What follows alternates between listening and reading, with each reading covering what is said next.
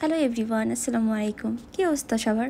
অনেক ধরে ভাবছিলাম একটা ভিডিও করব, কিন্তু সময় হয়ে উঠছিল না।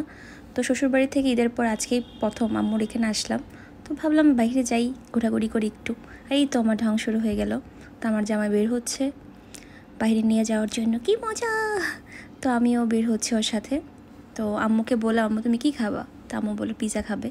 ওকে ফাইন, আমি আরও যাই, গিয়ে বাসায় নিয়ে আসবো পিৎজা। তো বের হচ্ছি। আর এই তো দেখেন আমার ঢং ঢং। আমি লিফটের সামনেও একটা পোজ দেওয়ার জন্য সবসময় রেডি থাকি। মানে আমার হচ্ছে কি, মানে ক্যামেরা ধরলেই পোজ দিতে হবে, একটু টিকটক করতে হবে, মানে জাস্ট মজা করি আর কি।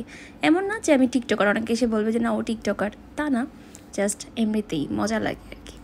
তো বের হচ্ছি, দারোয়ান আঙ্কেলের সাথে দেখা হলো। পাশাপাশি বাসা থেকে বের হয়ে দেখি, মানে আমার কাছে না সব কিছু কেমন নতুন নতুন লাগছে, যে তো বেশি ক্রাউড, পাশাপাশি হচ্ছে অনেকদিন পর, লাইক 1 মান্থ হয়ে গেছে যে আমি ঢাকায় নেই।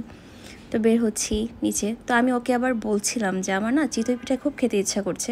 তো ওকে চলো দেখি, নিচে যাই, গিয়ে যদি পাই তো আমরা খাবো। তো যাচ্ছি, যাওয়ার পরে হচ্ছে সত্যি পেয়ে গেলাম। তো এই দেখেন আমার মানে শুটকি ভর্তা থাকে না, ওটা খুবই মজা ছিল, খুবই ঝাল ছিল। আমি আবার খুব ঝাল পছন্দ করি। তো খেলাম, খেয়ে ভাবতেছি আর কি খাওয়া যায়, কি খাওয়া যায়। তো আজকে দেখলাম বৃষ্টির কারণে অনেক কিছুই নেই। তো দেখা হয়ে গেল পিজার সেই সুন্দর আকর্ষণীয় জায়গাটা। তো এখানে আমরা প্রথম দিন পিজা খেয়েছিলাম, তো এটা খুব ভালো ছিল। তাই আজকে ভাবলাম এখান থেকে আম্মুকে খাওয়ানো হোক। তোকে আমি বলছিলাম কোনটা খাবা, ও বলে যে না তোমার যেটা পছন্দ সেটাই। তো বারবিকিউ চিকেন পিজাটা আমার মাঝে মাঝে ভালো লাগে, তো এটাই বললাম, তো এটাই নেই। ও বলছে আচ্ছা ঠিক আছে, তো আমার একটা ক্লিপ নাও যে আমি যাচ্ছি, আমাকে তো রাখো ভিডিওতে না। তো আমি বলছি আচ্ছা ওকে ফাইন, যাও, তোমাকেই রাখছি, তুমি যাও, গিয়ে পে করো, দেন নিয়ে আসো। তো তাই ও যাচ্ছে। আমি আবার বলতেছি তোমার পাশে মেয়ে কেন, এই তাকাবা না ওদিকে। তো ও বলতেছে না আমি তাকাই না। ভাই আবার বলতেছে যে এক্সট্রা চিলি ফ্লেক্স নিও, কারণ আমি হচ্ছে খুব ঝাল খাই।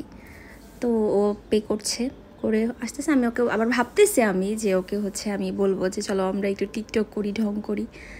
তো এই তো আমি ঢং করতেছি। যে হাতের রিংগুলো না, এটা হচ্ছে রিসেন্টলি আমার শ্বশুর বাবা আমাকে গিফট করেছে।